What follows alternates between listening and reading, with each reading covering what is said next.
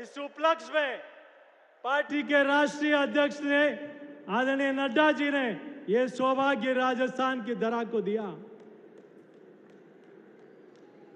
आज जैसलमेर के तनोट की सरहद से हो, चाहे बांसवाड़ा की गुजरात की बॉर्डर से हो, चाहे श्री गंगानगर से हो, तो मध्य प्रदेश और उत्तर प्रदेश के बॉर्डर बैठा वो गरीब, वो मजदूर, वो मातृशक्ति, वो किसान आज आपको आशीष दे रहा है, आपको दुआ दे रहा है कि जो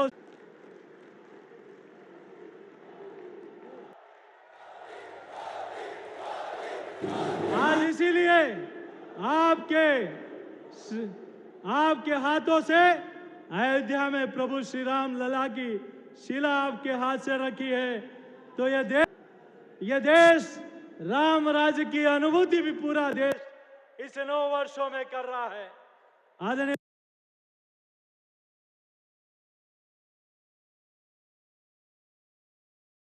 प्रधानमंत्री जी, हम सब लोग अपने आप को गौरवशाली इसीलिए भी महसूस करते हैं कि आज दुनिया के विकसित राष्ट्र जब ये कहते हैं कि पीएम मोदी जी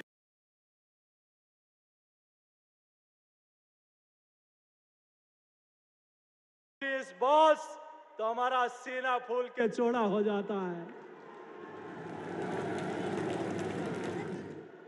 हमारा सीना फूल के चौड़ा तब भी हो जाता है कि जो कभी वीजा देने से कतराते थे, वो आप आज आपका ऑटोग्राफ लेने के लिए लाइन में खड़े रहते हैं।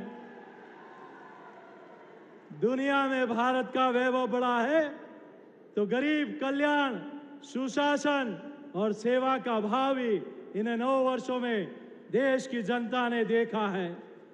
आदरणीय प्रधानमंत्री जी, हम आपका आभार इसलिए भी प्रकट करते हैं राजस्थान की ओर से कि अभी पूरे देश की जनता ने अंग्रेजों के जमाने में बनाई हुई संसद में देश का सदन चलता था, लेकिन पहली बार देखा है कि आपके हाथों से जिस संसद की शिला रखी गई उसका उद्घाटन भी देखा है। नक्काशी हो, चाहे यहाँ के कारीगरों की सुगंध बरसों तक उस संसद में बिखरेगी, इसलिए भी हम आपका आभार प्रकट करते हैं।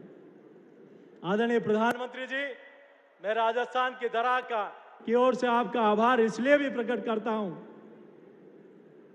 कि वर्षों के आजाद हिंदुस्तान के पहली बार संसद के दोनों सदनों में सभापति के रूप में ओम बिरला जी और जगदीप धनखड़ जी सफल संचालन, ये राजस्थान को गौरव आपने दिया है। एक गौरव अभी आपने और दिया है, बाबा साहब के बाद, पूज्य बाबा साहब के बाद पहली बार राजस्थान का देश का कोई दलित नेता कानून मंत्री आपने बनाया है, तो अर्जुन मेघवाल जी को बनाया है। ये राजस्थान के लिए ये गौरव का विषय है। मैं ज्यादा कुछ नहीं कहते हुए, आज पिछले 9 वर्षों में जितने काम विकास हुए हैं, जिसकी मैं कम शब्दों में बयान नहीं कर सकता, लेकिन मैं इतना जरूर कह सकता हूं कि राजस्थान में एक सरकार ऐसी भी है जिसको उखाड़ फेंकने का संकल्प लेना है। एक सरकार ऐसी भी है जिसको राजस्थान की जनता ने, अभी मेरे पूर्व के वक्ताओं ने कहा, तब पृथ्वीराज चौहान की धरती से संकल्प बनता है, 4 बास 24 गज अंगुल अष्ट प्रमाण, ता ऊपर सुल्तान है चूक मत चौहान। यहां से 135 किलोमीटर दूर एक ऐसी मुगलिया सोच की सरकार है जिसको उखाड़ फेंकने का संकल्प भी लेना है। तो आदरणीय मोदी जी के नेतृत्व में जो ऐतिहासिक काम हुए हैं, उनसे पीड़ा कुछ लोगों को ऐसी है कि कोई जहर उगलते हैं तो उस जहर को भी आप नीलकंठ बनकर इस आजादी के अमृत महोत्सव में इस मां भारती को परम वैभव पर पहुंचाने के लिए चरेवती का संकल्प लेकर, तेरा वैभव अमर रहे मां, हम दिन 4 रहे न रहे, इस मां भारती के लिए रात दिन इस देश की सेवा के लिए आप काम कर रहे हैं। इसलिए मैं पूरे राजस्थान की जनता की ओर से आपका सर झुकाकर अभिनंदन करता हूं। मैं पुनः आदरणीय प्रधानमंत्री जी, राजस्थान की वीर धरा पर, इस ऐतिहासिक कार्यकाल पर आपने यहाँ के जनता को आशीर्वाद देने के लिए, यहाँ के लोगों का प्रेम देखते ही उमड़ रहा है कि जैसे अजमेर में महाकुंभ आया है। आज पुनः आदरणीय प्रधानमंत्री जी का स्वागत और अभिनंदन करते हुए देता हूं मैं अपनी वाणी को विराम। जय श्री राम। अब जिनका आपको इंतजार था, जिनकी एक आहट देख पाने के लिए आप बेचैन थे, हमारी देश की तकदीर और तस्वीर जिन्होंने बदल डाली, हमारे नेता, विश्व के लोकप्रिय नेता आदरणीय नरेंद्र मोदी जी से मैं सआदर अनुरोध करूंगा, आओ और आपको चाहने वालों को संबोधित करो। मोदी मोदी मोदी मोदी मोदी।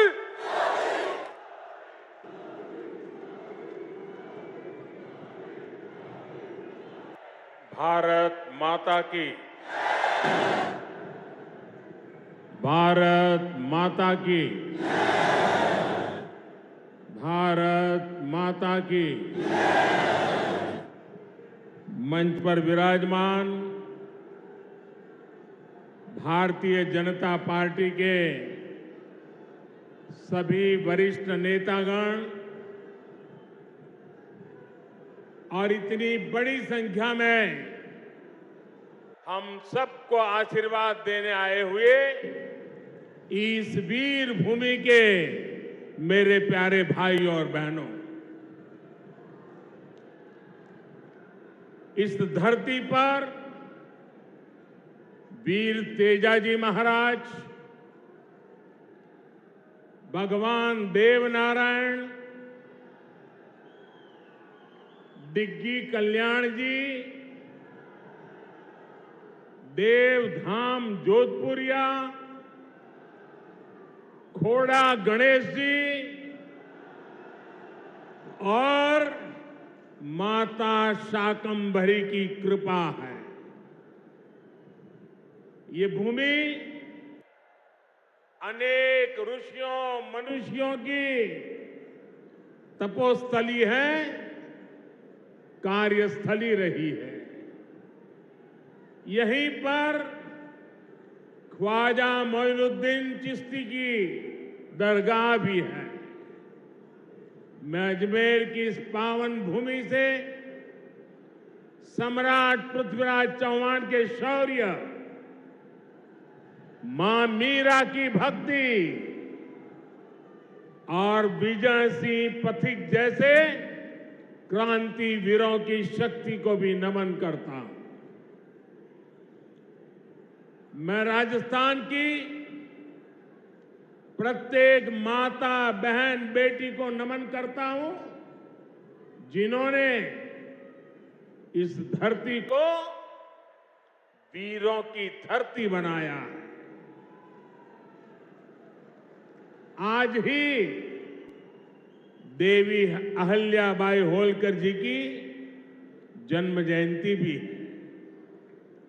राष्ट्र निर्माण के कार्यों के लिए देश के लोगों को कर्तव्य पथ दिखाने की दिशा दिखाने के लिए देवी अहल्या जी को देश हमेशा याद रखेगा। मैं देवी अहल्याबाई होलकर जी को आदरपूर्वक श्रद्धांजलि देता हूं। मैं आज राजस्थान बीजेपी की सराहना करूंगा। राजस्थान बीजेपी पूरा उत्साह के साथ हम सभी के श्रद्धेय स्वर्गीय भैरों सिंह शेखावत जी का जन्मशती वर्ष मना रही है। कुछ दिन पहले 15 मई को ही उनकी पुण्यतिथि भी थी। शेखावत जी को भी अपनी विनम्र श्रद्धांजलि अर्पित करता हूं। भाइयों और बहनों, यहां अजमेर आने से पहले मुझे तीर्थराज पुष्कर जाने का सौभाग्य मिला। हमारे शास्त्रों में ब्रह्मा जी को सृष्टि का रचयिता कहा गया है। ब्रह्मा जी के आशीर्वाद से आज भारत में नवनिर्माण का दौर चल रहा है। केंद्र में भाजपा के नेतृत्व वाली एनडीए सरकार के 9 साल भी पूरे हो गए। भाजपा सरकार के 9 साल देशवासियों की सेवा के रहे हैं। भाजपा सरकार के 9 साल सुशासन के रहे हैं। भाजपा सरकार के 9 साल गरीब कल्याण के लिए समर्पित रहे हैं। साथियों, देश ने 2014 में सबका साथ सबका विकास के नए संकल्प का आह्वान किया था। इस संकल्प में राजस्थान बड़ी भूमिका निभाई है। आप याद कीजिए, 2014 से पहले देश में क्या स्थिति थी। पूरे देश में जनता भ्रष्टाचार के विरुद्ध सड़क पर उतरी हुई थी। बड़े बड़े शहरों में आए दिन आतंकी हमले होते थे।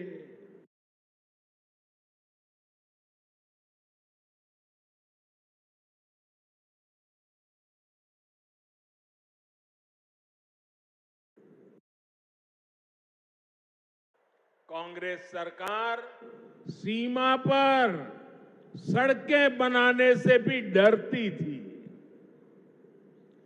महिलाओं के विरुद्ध अपराध चरम पर थे। प्रधानमंत्री के ऊपर सुपर पावर थी। कांग्रेस सरकार निर्णय होते नहीं थे, नीतियां चौपट थी, निवेशक निराश थे।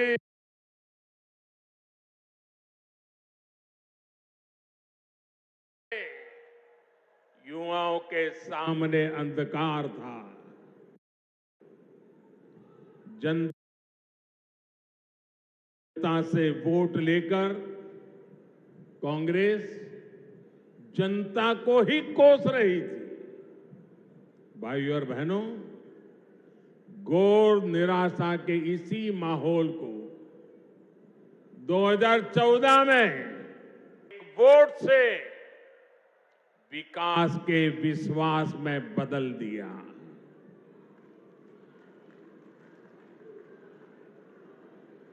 आज देखिए, पूरी दुनिया में भारत का यशगान हो रहा है। आज दुनिया के बड़े बड़े एक्सपर्ट्स ये बोल रहे हैं कि भारत अति गरीबी को समाजों। आखिर ये बदलाव आया कैसे? ये बदलाव आया कैसे? ये बदलाव आया कैसे? ये बदलाव आया कैसे?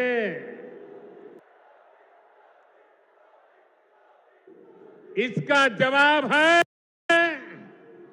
सबका साथ, सबका विकास।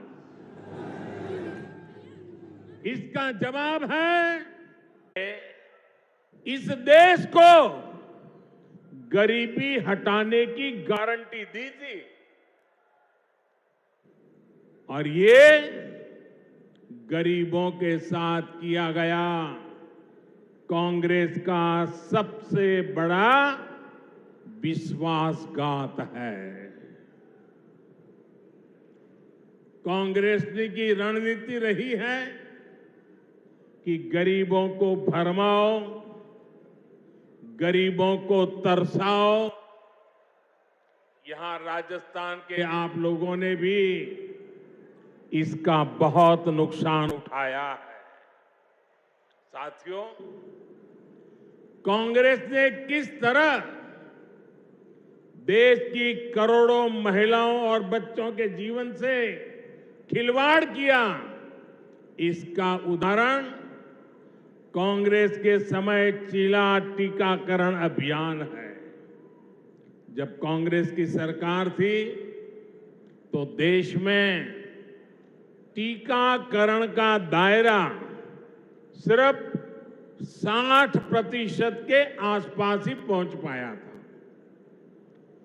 उस समय कांग्रेस 100 में से 40 गर्भवती महिलाएं और बच्चे ऐसे होते थे जिन्हें जीवन रक्षक टीके पाते थे।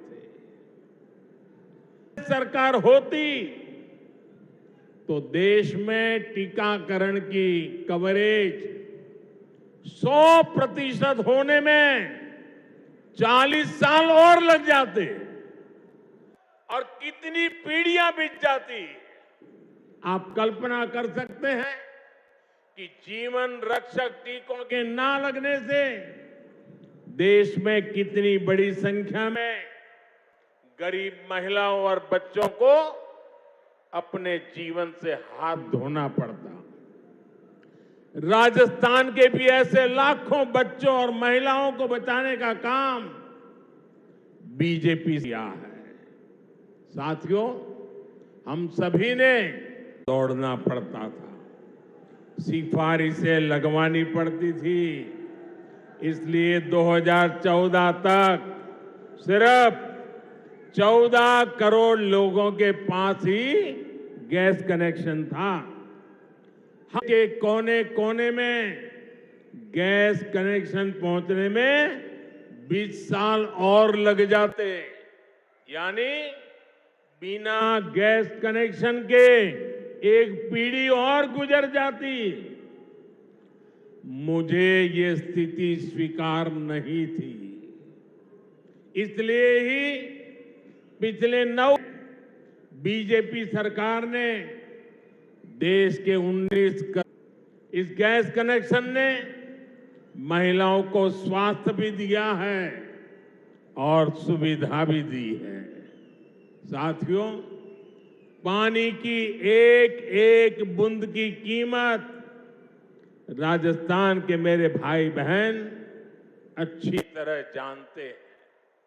हमारे देश में 2014 तक 18 करोड़ से ज्यादा ऐसे परिवार थे जहां नल से जल नहीं आता था, पाइप से पानी का कनेक्शन ही नहीं था। बीजेपी सरकार ने बीते 3 साल में 9 करोड़ लोगों को पाइप से पानी के कनेक्शन से जोड़ा है। अगर कांग्रेस की सरकार होती, पानी से जुड़ी चुनौतियों को समाप्त करने में कांग्रेस सरकार कभी आगे बढ़कर काम नहीं करती। कांग्रेस को सिर्फ झूठ बोलना आता है और आज भी कांग्रेस यही कर रही है। साथियों, कांग्रेस ने वीरवाद भी हमेशा धोखा किया है। एक कांग्रेसी है जो 4 दशक तक 1 रैंक 1 पेंशन के नाम पर हमारे पूर्व सैनिकों से विश्वासघात करती रही। कागजों पर सिर्फ 500 करोड़ रुपए रखकर कांग्रेस कहती थी कि वो वन रैंक वन पेंशन लागू करेगी, जबकि इसके लिए हजारों करोड़ रुपयों की जरूरत थी। भाजपा सरकार ने न सिर्फ वन रैंक वन पेंशन को लागू किया, बल्कि पूर्व सैनिकों को एरियर भी दिया। वन रैंक वन पेंशन लागू होने के बाद 18,000 करोड़ रुपए से ज्यादा की राशि एरियर के तौर पर पूर्व सैनिकों को मिली है। इसका लाभ राजस्थान के भी करीब करीब 2 लाख पूर्व सैनिकों को मिला है। वन रैंक वन पेंशन लागू होने की वजह से देश के पूर्व सैनिकों की जेब में अब तक करीब करीब 65,000 करोड़ रुपया गया है। 65,000 करोड़ रुपया दोस्तों, आप कल्पना कर सकते हैं कहां कांग्रेस के 500 करोड़ रुपए और कहां बीजेपी सरकार के 65,000 करोड़ रुपए। अगर बीजेपी सरकार ना होती तो पूर्व फौजियों को आज भी वन रैंक वन पेंशन का इंतजार ही करना पड़ता। साथियों, कांग्रेस की गलत नीतियों का सबसे ज्यादा नुकसान अगर किसी को उठाना पड़ा तो वो देश के छोटे किसान हैं। छोटे किसानों की जरूरत पर, छोटे किसानों की मदद करने पर कांग्रेस ने कभी ध्यान नहीं दिया। ये भारतीय जनता पार्टी है जिसने पहली बार छोटे किसानों की मुश्किलों को समझा, उनकी परेशानी दूर करने की कोशिश की। हमने छोटे किसानों के हितों को ध्यान में रखकर पिछले 9 वर्ष में कृषि बजट में लगभग 6 गुना वृद्धि की है। 6 गुना वृद्धि।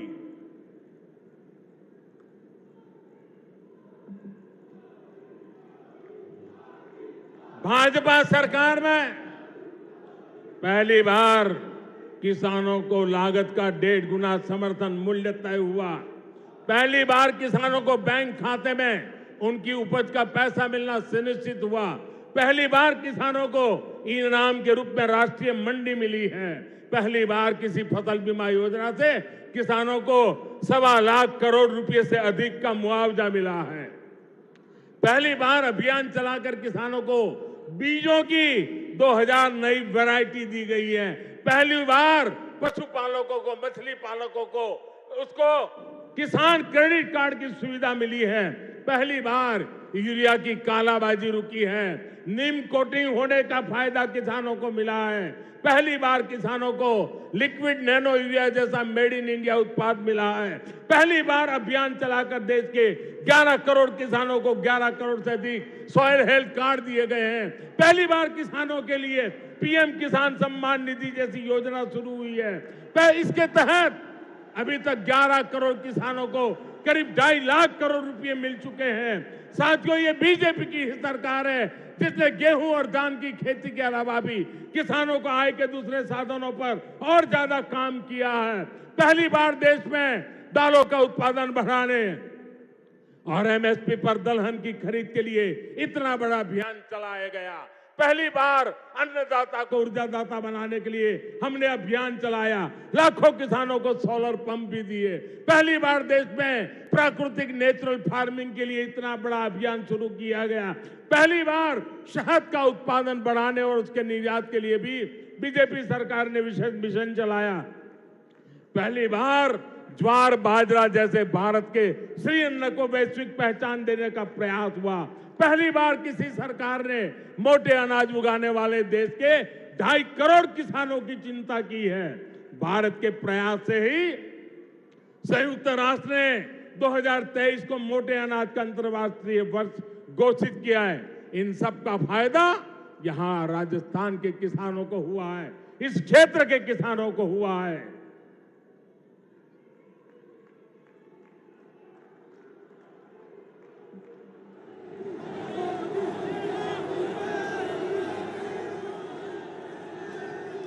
भाइयों और बहनों, आजकल बहुत से लोग पूछते हैं कि देश में जो विकास के बड़े बड़े काम हो रहे हैं, उसके लिए ये मोदी इतने पैसे लाता कहां से है।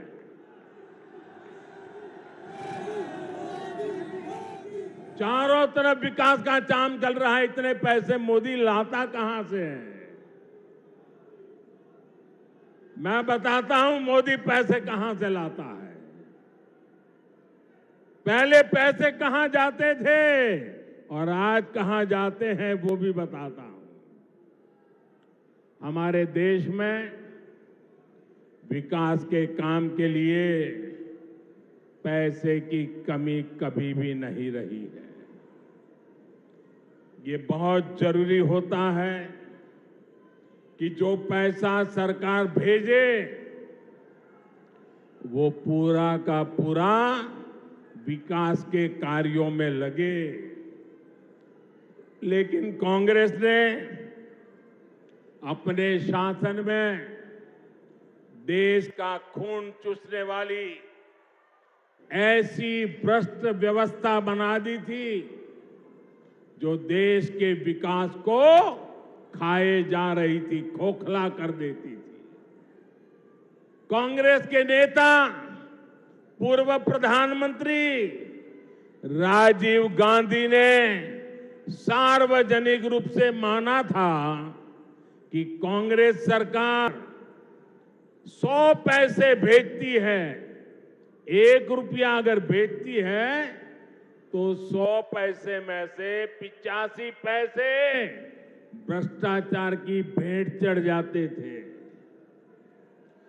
कांग्रेस हर योजना में 85% कमीशन खाने वाली पार्टी है। साथियों, बीजेपी सरकार ने बीते 9 वर्षों में जो देश का इतना विकास किया है वो इसलिए संभव हो पाया क्योंकि बीजेपी कांग्रेस की लूट के रास्तों को ही बंद कर रही है। बीते 9 वर्षों में बीजेपी सरकार ने आधुनिक हाईवे और रेलवे पर करीब 24 लाख करोड़ रुपए खर्च किए हैं। हाईवे और रेलवे 24 लाख करोड़। अगर कांग्रेस की सरकार होती और राजीव गांधी ने जो कहा था उस प्रकार से अगर हम विचार करें तो इसमें से 24 लाख करोड़ में से 20 लाख करोड़ रुपए बीच में ही लूट जाते। न रेल बनती न रोड बनता। बीते 9 वर्षों में बीजेपी सरकार ने 29 लाख करोड़ रुपए डायरेक्ट बेनिफिट ट्रांसफर डीबीटी के माध्यम से सीधे गरीबों के बैंक खाते में जमा किए। अगर कांग्रेस सरकार होती तो इसमें से 24 लाख करोड़ रुपए 85 पैसों के हिसाब से 24 लाख करोड़ रुपए सबको समान भाव से लूटती है। बीते 9 वर्षों में बीजेपी सरकार ने आदिवासी बच्चों को 22,000 करोड़ रुपए से ज्यादा पढ़ाई के लिए भेजे हैं। अगर कांग्रेस सरकार होती तो इसमें से 19,000 करोड़ रुपए बीच में ही लूट जाता। बीते 9 वर्षों में बीजेपी सरकार ने पानी सुविधाओं के लिए 4.25 लाख करोड़ रुपए का प्रावधान किया। अगर कांग्रेस सरकार होती तो इसमें से भी 3.25 लाख करोड़ रुपए बीच में ही लूट जाते। आप कल्पना कर सकते हैं इसका कितना बड़ा नुकसान हमारी राजस्थान की माताओं, बहनों, बेटियों को भी उठाना पड़ता। साथियों, गरीब का सबसे बड़ा सपना उसका अपना घर होता है।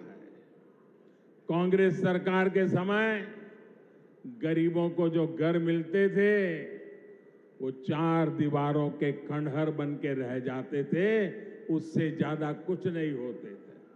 ऐसा इसलिए होता था क्योंकि कांग्रेस गरीब के घरों को भी लूट लेती थी। बीते 9 वर्षों में बीजेपी सरकार ने 2,25,000 करोड़ रुपए 2,25,000 करोड़ रुपए गरीबों को घर बनाने के लिए दिए हैं। अगर कांग्रेस सरकार होती तो उसमें से 2 लाख करोड़ रुपए बीच में ही लूट जाते। बाकी बचे 25,000 करोड़ रुपए में घर न बनता, खंडहर ही बनते, घर का सपना कभी पूरा नहीं होता। साथियों, बीते 9 वर्षों में बीजेपी सरकार ने मुद्रा योजना के तहत करीब 24 लाख करोड़ रुपए की मदद मेरे देश के युवाओं को की है। ये पैसा भी पूरा का पूरा युवाओं के बैंक खातों में गया है। साथियों, जब देश का पैसा देश के विकास में लगता है तो विकास दिखता भी है और विकास महसूस भी होता है। ये हम राजस्थान में भी होते हुए देख रहे हैं। राजस्थान में बहुत बड़े रेल नेटवर्क का बिजलीकरण हो चुका है। कुछ समय पहले ही मुझे दिल्ली अजमेर वंदे भारत एक्सप्रेस को हरी झंडी भी दिखाने का भी अवसर मिला था। इस ट्रेन से पुष्कर आने वाले लोगों को, ख्वाजा मोइनुद्दीन चिश्ती की दरगाह आने वाले लोगों को बहुत मदद मिली है। डेडिकेटेड फ्रेट कॉरिडोर का लाभ मिलना भी राजस्थान को शुरू हो चुका है। दिल्ली मुंबई एक्सप्रेस वे से भी राजस्थान के अनेक जिलों को लाभ हो रहा है। बॉर्डर के क्षेत्रों तक पहुंचना भी